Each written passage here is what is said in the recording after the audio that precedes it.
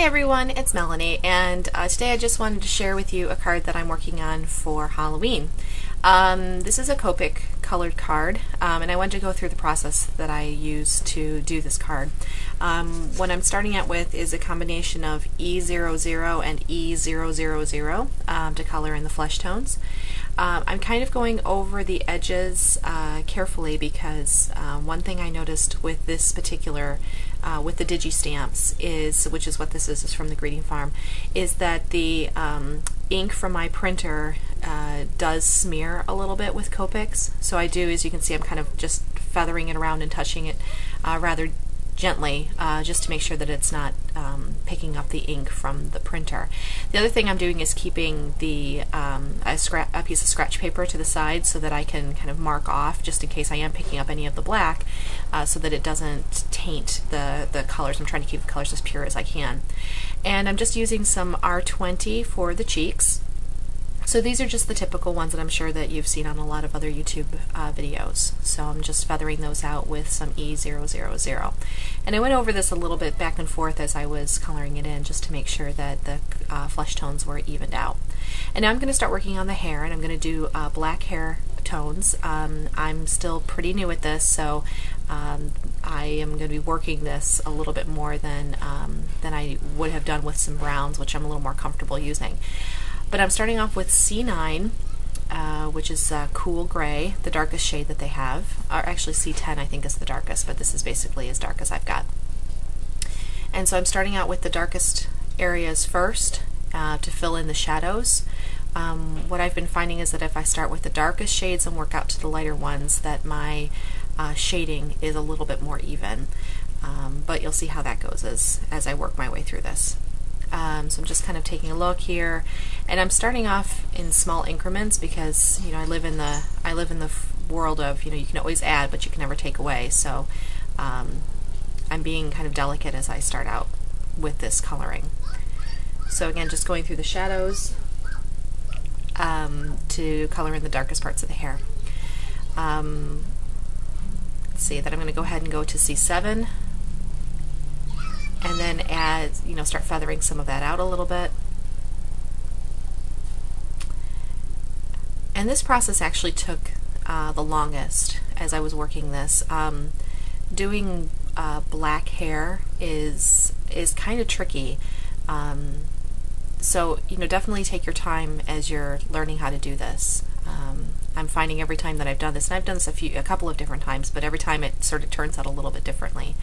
So it definitely needs some patience to work it through, because it's very easy, and you'll see what will happen as I get going on this process, is that it's easy to get too light. Alright, so now I'm going to C5, and again just using some stronger strokes here just to fill in some more of the highlights, and just working up at the top of the crown there. And then after that I'll use C3. Oh, there it is, C3. Kind of filling in again some more. And you can see that some of those highlights are really starting to pop out now as I get to those lighter tones.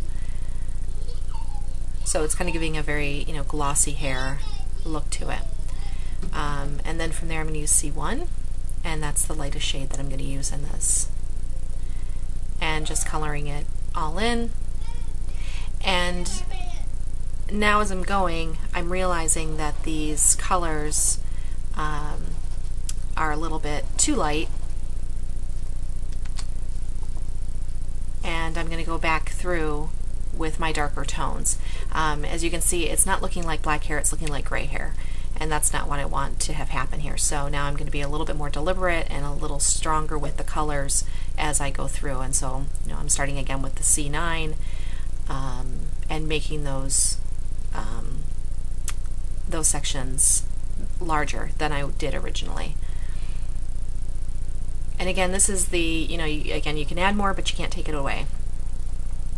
So now I'm adding a lot more C9 because I want this to be black hair. I don't want this to be gray or silver. And it's okay to go back over it. I'm trying not to oversaturate the paper. The paper that I'm using for this is Stampin' Up's Whisper White.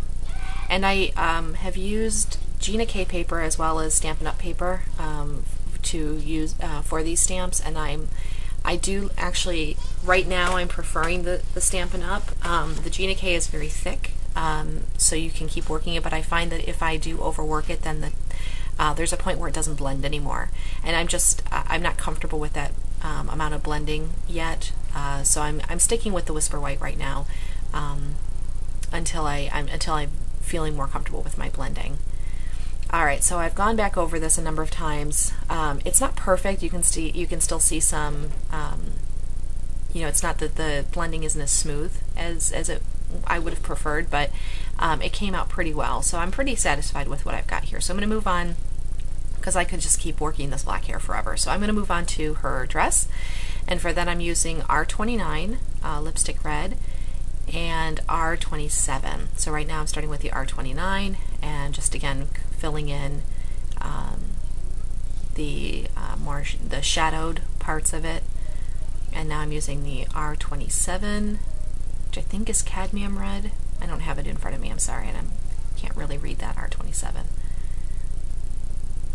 And those are my two R's that I have right now, my two reds, as I add to my collection. So I finished up my reds here on her dress and on her little headband there, her little horns. And now I'm using some C1 to go on the outside around the entire image, and that just adds a little shadow. And now I'm using this stamp from Martha Stewart. It's from the Spooky Phrase stamp set. I got it at Michael's. If you find it, it's on clearance right now, so I was pretty excited. And I'm just going around, and I'm not being particularly careful with lining it up. You know, I could have been more deliberate, but I wasn't really worried about it, because most of it's going to be covered up anyway. And so I just mounted that on some basic black cardstock and then just roughed up the edges with my fingernail. And now I'm using my two-way glue pen just to add some highlights to the to her headband and to the edges of her costume there, because I'm going to add a little bit of red glitter. This is Martha Stewart, it's Garnet red glitter, and just sprinkling it there into the areas of the glue and then just shaking it off. And that just adds a little sparkle, again, you know, that this is a Halloween costume. And it does stick because, again, as I've said before, I never remember to use my embossing buddy to take the static off the paper, so I'm just brushing off that extra glitter. And now I'm just sort of lining this up so I can figure out where I'm going to place that black ribbon. I mounted the image on some Kraft cardstock, and now I'm just tucking this underneath the red that I was working on earlier. This is just a sheer ribbon I got from Michael's. So I'm going to do a faux knot once I get this tucked in. The card that I'm using is 4 1/4 by 5 1/2. It's a standard size card.